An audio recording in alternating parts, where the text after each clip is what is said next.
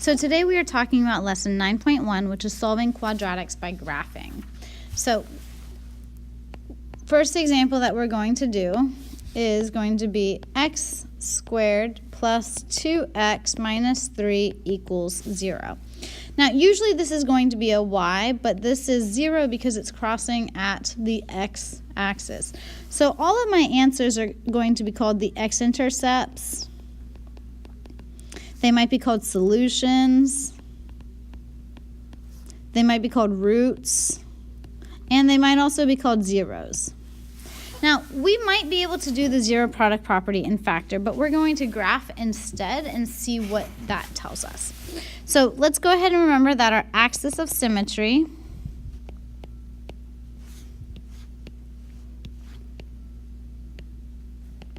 is when x equals negative b over 2a. And our standard form is ax squared plus bx plus c. So a is the coefficient in front of the x squared, b is the coefficient in front of the x, and c is the constant. Okay, and this is when it's equaling 0 or y sometimes. But basically everything's on one side. So my a is 1. My b is positive 2, and my c is negative 3. So in order to plug this in, my axis of symmetry would be the opposite of negative or positive 2, so negative 2. And 2 times 1 is 2. So my axis of symmetry is at negative 1. That means that my vertex is at negative 1 something. And I'm going to plug this in. So we get x squared, so that would be negative 1 squared plus 2 times negative 1 plus 3. Sorry, that's minus 3. So this would give us 1 minus 2 minus 3. So 1 minus 2 is negative 1 minus 3. I have to go left to right for my order of operations, and that is negative 4. So that's my vertex. Now, because my leading coefficient, a, is 1, it's just the parent function shifted left 1 and down 4. So if I graph this and I go,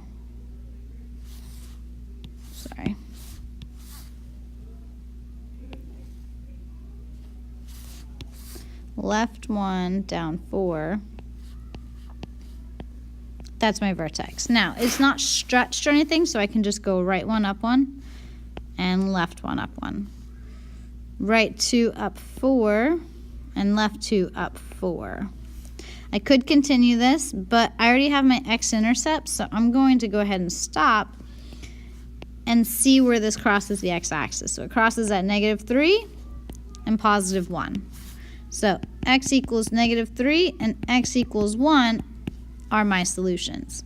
And I have 2 in this case. So let's do a different example. And this equation is going to be x squared minus 8x equals negative 16. So in the first example, it was set equal to 0. And we want to make sure that it's set equal to 0. Meaning everything's on the one side and it's in standard form.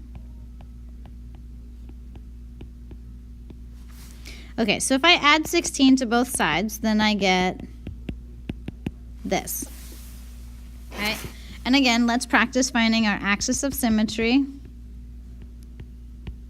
Is that x equals negative b over 2a. Okay, so we've got my a is 1, my b is negative 8, and my c is positive 16. Okay, so negative 8 over 2 times 1. Okay, well this is the same as positive 8 over 2, which is 4. So that means that my vertex is at 4 something. And I now need to plug that 4 in. So if I do 4 squared minus 8 times 4 plus 16, and this is going to be equal to y, the y value. So we get 16 minus 32 plus 16. We get negative 16 plus 16. So my y value is 0. Okay, so my vertex is at 4, 0.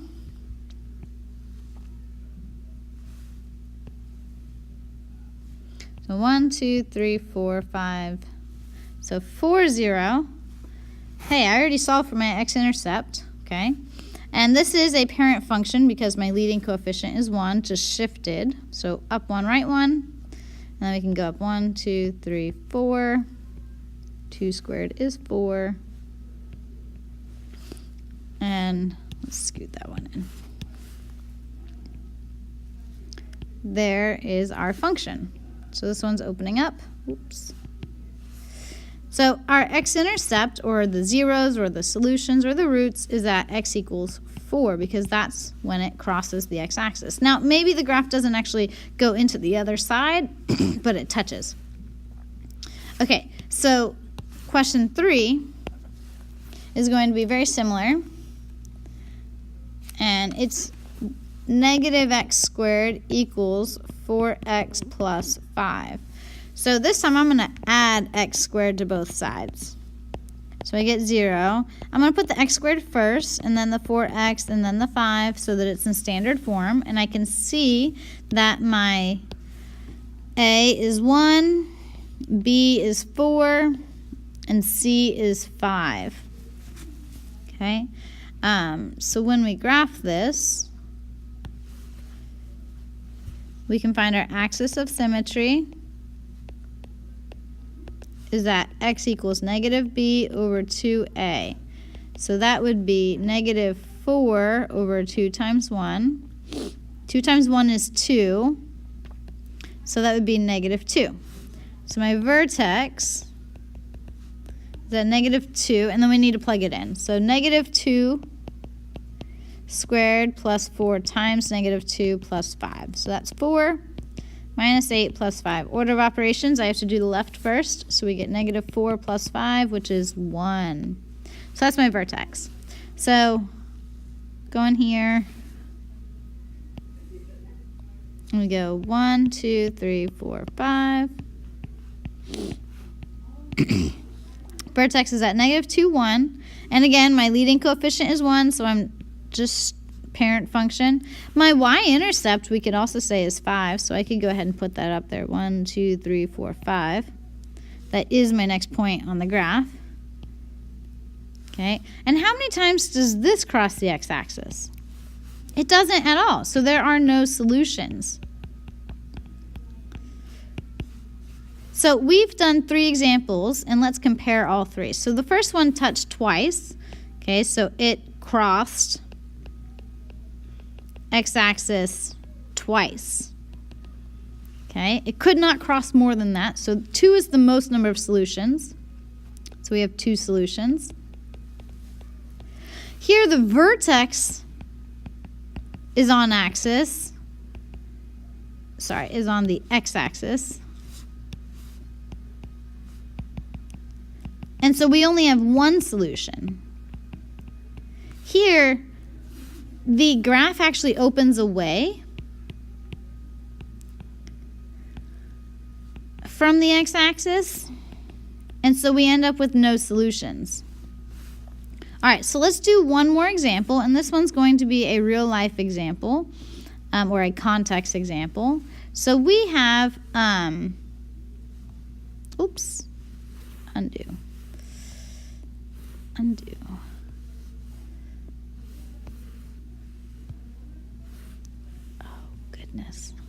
There we go. Let's make that big. Okay, so a football player is kicking a football.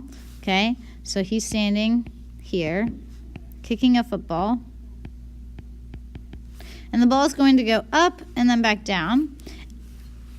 And he starts 2 feet off the ground. Okay, so that's 2 feet. The function h equals this gives the height in feet. Okay, so I will always want to figure out what do my variables represent of the football after t seconds. And we want to know how many seconds, so I'm solving for t, is the football 50 feet above the ground. So that's my h. So we're trying to figure out, let's say this is 50 feet. we want to know how long is it above 50. So we got to figure out this time and this time. Okay, so if we set h equal to 50,